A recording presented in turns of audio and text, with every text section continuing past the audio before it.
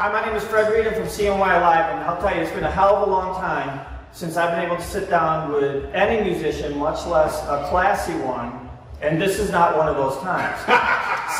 Today I have a rare opportunity, though, to sit down with DR from 3-Inch Fury, who is telling us that this might be the end of him on stage. At least this is the last live outdoor performance. DR, thanks for just taking a couple minutes. I know you're going to be on stage soon. And I did rip you away from the crowd. Thanks for being here with us today. Good to see you. Thank you for having me. So I'm going to start out with a little bit. I want to really ask the main question, but I'm going to save it for the last. People watching over here. Okay. So real quick though, what inspired you to start in music, in any fashion? What got you started? I had probably mom and dad, and my dad's family, my dad's brothers. They were always singing. My dad still sings. He's in a group that goes around and sings in retirement homes and things like that. He sings, and there was always music in the house. I can remember playing 45s. Actually, you remember that play school record player with like play school record player with little plastic or little toy.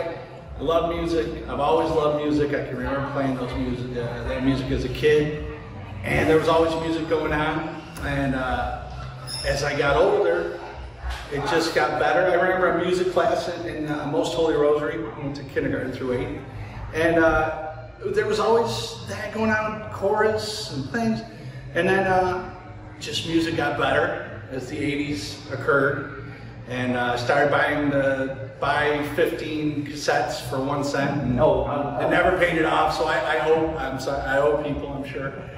And got REO Speedwagon and Sticks and lots of things like that, so I got a lot of those. And then I started singing in my parents' car. I just sang. I love singing, and I'm lucky that my parents let me go up, take the keys to their car and go out and sing in the car. Just kept going, and I never stopped. Good. So, so your voice is the only instrument you play? You haven't learned to play any else? I attempted to play guitar a long time ago, and the word from my friends and bandmates were like, no, you do that, we'll do this, you sing, we'll take care of this other stuff, we got that, you just sing. So you found a home behind the microphone. There you go. So what happened before you got into 3-Inch Fury, or was that your first only? No, there was bands in like '89. I was in Overdrive and another band called Backseat Romeo, Zealous. We got some radio airplay on 93Q, thank you. And fantastic. So Overdrive, Zealous, Backseat Romeo. And then I moved to North Carolina and I came back, and one of my best friends, Sarah Randall, said, you need to start singing again. When I came back, and she helped me get a band together that turned into 3-Inch Fury, and here we are 17 years later. 17 years later. So I could be corrected on this, but you are probably one of the longest running bands after Under the Gun has Under the Gun, One Hard Crank, still around.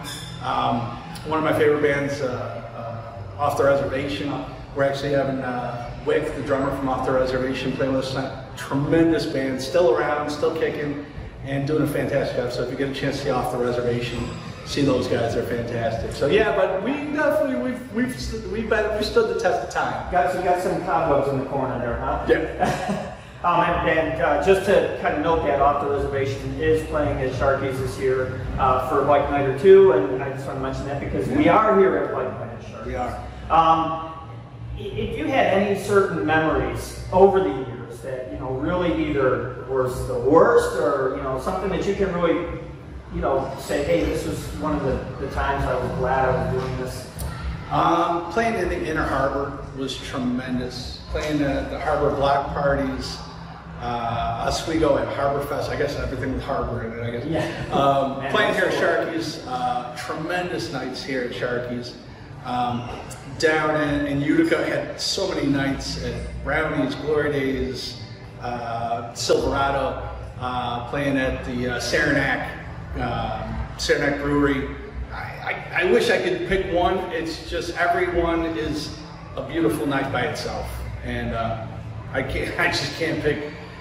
They've all been awesome, and we've been very lucky to have a lot of people come out and share these events with us. Well, you know, we're setting up to get this interview going and everything. I mean, dragging you away from your audience, which I think is awesome because you understand the importance of people being out there. And I mean, you out there, I mean, if you see somebody you know or whatever, you just stop. And I know just by being out there a couple times and picturing you and everything, and you taking my damn camera up on stage. Yeah, I did do that. But you are like one of those performers that has so much energy. I mean, what drives that energy when you get on stage? It's anyone that loves music, it's in your blood. When I saw Poison for the first time, I saw Talk Dirty to Me on MTV, and I had never seen anything like it, and that just blew my mind, and I was like, I want to do that. I want to do that. Whatever that is, that's what I want. So I've had that energy ever since, and I still go see Poison or anybody else, all these bands, and I'm the same guy that's out there tonight. I'm excited to see the band. Tonight, I just happen to be in the band, but I'm excited to see people. There's an energy exchange that you can't explain that is tremendous. It's a drug that there is no other for. And getting to exchange happiness and smiles and great feelings is in the blood. And I try to give it my all every single time. Sometimes I fall short, sometimes I do well. So I hope tonight's one of the nights I do well, but seeing that's a 3 Inch Fury family for almost 17 years, and we're lucky, damn lucky, to have anyone that's ever come out to our shows. We are extremely lucky and thankful that people come out and they just want to have a good time. People just want to forget the world for a couple hours, bring them back to the 1980s. Especially now. Yeah. Especially. Yes. So we're going to take people back to the 1980s tonight, and it's going to be good. So I don't want to hold you up anymore, but I got to ask the one question that everybody wants to know is, why is this the end? Why is this the end? Good question. Or is it? The answer is my best friend and bass player. Garrett now. He's leaving. He's moving to Tennessee, and I can't. He's such an integral part of everything that I can't see doing this without him. I don't know what the future holds. I'm not worried about it, but I can't ever see myself giving up singing. I love it. I love singing. I love performing. But 3 Inch Fury, without him, you got J-Ro. We've had a bunch of guys come through here, but these are my best friends, and I just can't see me doing it without them. Thankfully the social networks and the internet, and I can play video games with them over the internet and stuff like that. But it's not the same, and I just can't. We're gonna put this one to rest. Hopefully everyone is cool with it, and we'll be back. I'll be back in one way, shape, or form. You heard it. It's not done all together. Last quick question: where did the name come from? Oh my God! We'll leave it as it's a medical condition, and I don't want to talk about it. Okay. No, it's not.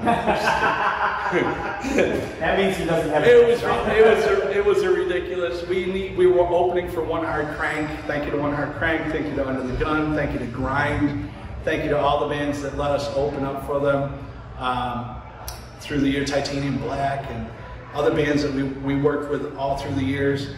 We needed a name. We didn't have a name back in 1994 or something like that.